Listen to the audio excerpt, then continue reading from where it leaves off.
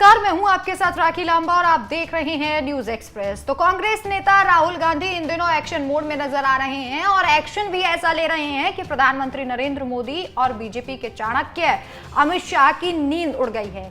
लगातार बैठकें की जा रही हैं क्योंकि कई राज्यों में उपचुनाव है, महाराष्ट्र में विधानसभा चुनाव है और ये चुनाव बीजेपी के लिए गले की फांस बन गए हैं और कारण है इकलौते कांग्रेस नेता राहुल गांधी। जिस तरीके से वो रैलियां कर रहे हैं, अलग अलग जगहों पर अपने भाषण दे रहे हैं, उन भाषणों से प्रधानमंत्री नरेंद्र मोदी और अमित शाह भौचक्के रह जा रहे हैं।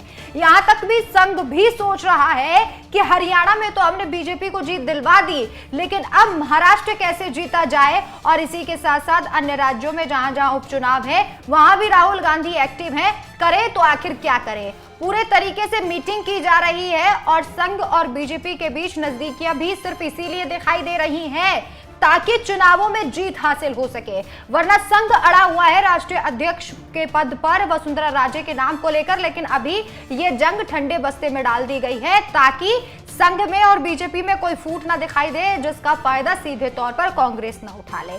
वहीं राहुल गांधी लगातार इस बात को अच्छे तरीके से समझ रहे हैं कि अभी उपचुनाव और महाराष्ट्र विधानसभा चुनाव कितने जरूरी हैं कांग्रेस के लिए। कांग्रेस पूरे तरीके से महाराष्ट्र में छाती हुई नजर आ रही है। इंडिया ब्लॉक को लेकर यह कहा जा रहा है कि इस बार उद्धव ठाकरे की जबरदस्त जीत होने वाली है और शिंदे बीजेपी का यह गठबंधन धराशाही होने वाला है। अब आप देखिए राहुल गांधी ने किस तरीके का प्लान महाराष्ट्र के लिए बनाया, ये प्लान किस तरीके से काम करेगा, किस तरीके से इसे एग्जीक्यूट किया जाएगा। राहुल गांधी ने एक खाका अपने दिमाग में तैयार कर लिया है। आपको बता दें ये योजना वही है जिस योजना से उत्तर प्रदेश में बीजेपी की दुर्गति हो गई थी और बीते चुनावों में महाराष्ट्र में भी बीजेपी को मुंह क्या खानी पड़ी थी। आखिर ऐसी कौन सी चाल है जिसके चलते राहुल गांधी इस बात को समझ चुके हैं कि ये बीजेपी की दुखती नस है, कमजोर नस है। अगर इसे दबा दिया जाएगा तो जनता खुद ब खुद कांग्रेस के पाले में आ जाएगी। और सबसे बड़ी बात तो यह है कि अब संघ को आंख दिखाने से भी राहुल गांधी नहीं कतरा रहे हैं। हालांकि पहले से राहुल गांधी को लेकर यह कहा जाता था कि संघ से वो बिल्कुल भी कोई भी उनके मन में जगह नहीं है संघ के लिए और राजनीति के दुश्मन के तौर पर भी वो संघ को देखते हैं। यही कारण है कि पिछले दिनों जब बैठक हुई थी तो संघ की तरफ से एक बयान सामने आया था कि राहुल गांधी से वो मुलाकात करना चाहते हैं, दावत का न्योता उन्होंने भेजा। लेकिन राहुल गांधी पहले कई बार इस बात को दोहरा चुके हैं कि वो संघ के किसी भी नेता से मुलाकात नहीं करना चाहते और संघ से उनका रिश्ता कहीं दूर दूर तक नहीं है। जबकि इंदिरा गांधी को लेकर यह कहा जाता था कि संघ के कई नेताओं से उनकी अच्छी दोस्ती थी, अच्छी बातचीत थी, लेकिन राहुल गांधी बिल्कुल इस मामले में अलग है। अब महाराष्ट्रीय चुनाव को लेकर राहुल गांधी कितने एक्टिव हैं और संघ को उनके ही गढ़ में किस तरीके से राहुल गांधी ने चुनौती दी और इसके मायने क्या है, ये समझना बेहद जरूरी है। चलिए आपको बताते हैं। राहुल गांधी महाराष्ट्र के नागपुर में थे, वही नागपुर जो आरएसएस का गढ़ है, जहां आरएसएस का दफ्तर है। यहां पहुंचकर राहुल गांधी ने किस तरीके की बातें कही जो संघ को और प्रधानमंत्री नरेंद्र मोदी को चुभ सकती है। इसके साथ साथ ही एक जमीन कांग्रेस के लिए उन्होंने तैयार कर दी है। आप ये कुछ इन पॉइंट्स में समझिए। राहुल गांधी ने संविधान और जातिगत जनगणना का मुद्दा एक बार फिर से जोरों शोरों से उठाया। ये वही मुद्दा है जिसकी वजह से लोकसभा चुनाव में महाराष्ट्र और यूपी दोनों जगह बीजेपी की बड़ी ही भद्द पिटी थी, दुर्गति हुई थी। अब राहुल गांधी फिर से वही कार्ड महाराष्ट्र में खेल रहे हैं। कुछ दिनों पहले राहुल गांधी झारखंड में थे, तब भी यही मुद्दा उठाया था और यहाँ भी यही कार्ड खेला जा रहा है। चलिए आपको ग्राफिक्स के जरिए बताते हैं कि आखिर नागपुर में ही क्यों ये बातें, ये बयान राहुल गांधी ने दिया। जातिगत जनगणना को लेकर संविधान का मुद्दा उठाया गया। ग्राफिक्स के जरिए समझिए। सबसे पहले वक्त और जगह के बारे में जानिए। राहुल गांधी नागपुर में थे, ये वही जगह है जहां आरएसएस का दफ्तर है। ये कार्यक्रम नागपुर के रेशम बाग इलाके में सुरेश भट्ट हॉल में आयोजित, जो आरएसएस के संस्थापक डॉक्टर केशव बलिराम हेडगेवार के स्मारक डॉक्टर हेडगेवार स्मृति मंदिर से सटा हुआ है। इसी जगह पर उन्होंने संविधान बचाओ सम्मेलन किया था। अब आपको बता दें कि कुछ समय पहले, आपको याद दिला दें कि कुछ समय पहले बिहार में आरक्षण को लेकर मोहन भागवत ने एक बयान दिया था, जिसके बाद बीजेपी को काफी नुकसान हुआ। अब उसी नागपुर से और हेडगेवार के स्मारक से चंद दूरी पर राहुल गांधी ने कहा है कि संघ छुपकर संविधान पर हमला करेगा, सीधे सामने से वार करने की हिम्मत नहीं करता, क्योंकि उन्हें पता है कि वो अगर वे सामने से हमला करेंगे तो 5 मिनट में हार जाएंगे। ये हमला कई मायनों में संघ को एक चुनौती की तरह है। और ये जो किताब है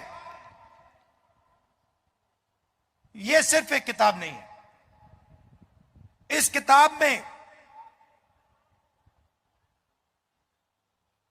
महापुरुषों की सोच, हिंदुस्तान की आवाज है इस किताब में। इसमें अंबेडकर जी की आवाज है, फूले जी की आवाज है, गांधी जी की आवाज है,